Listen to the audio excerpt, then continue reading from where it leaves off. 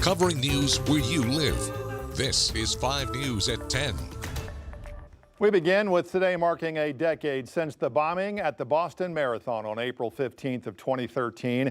Two radicalized brothers launched a terror attack at the finish line, killing 3 and injuring hundreds that day. For the survivors, it's a time to reflect on their journey of recovery and how the nation changed that day. Good evening. Thanks for joining us. I'm Darren Bobb. 5 News reporter Catherine Gilker spoke to 2 local runners who ran the race on that fateful day 10 years ago. This morning, nearly 30,000 runners set off to run the 127th Boston Marathon. 10 years ago today, 3 people lost their lives and 100 were injured when a bomb went off at the finish line of the race.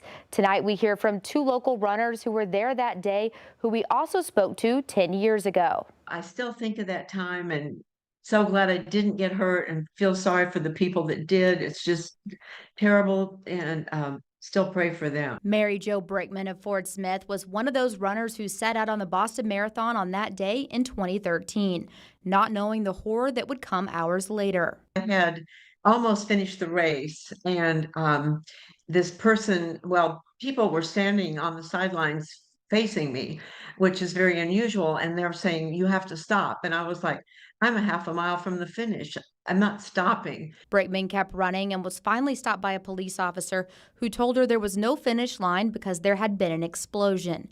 She says she was fortunate that day that she had to stop along the route because her foot was bothering her. She says had she not stopped, she would have been very close to where the 2 bombs exploded. Lance Osborne, who is from Fayetteville, also ran the Boston Marathon in 2013.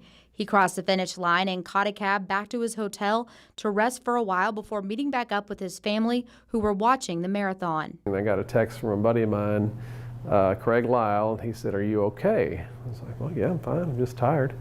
And then he said, "We heard some bombs went off." Osborne wasn't able to reach his family at first, which he says was very scary. There was a lot of people that were a lot less fortunate that suffered some loss, and that's terrible.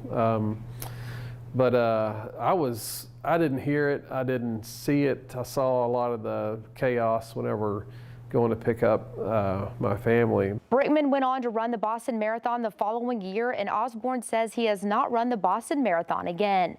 Catherine Gilker, 5 News.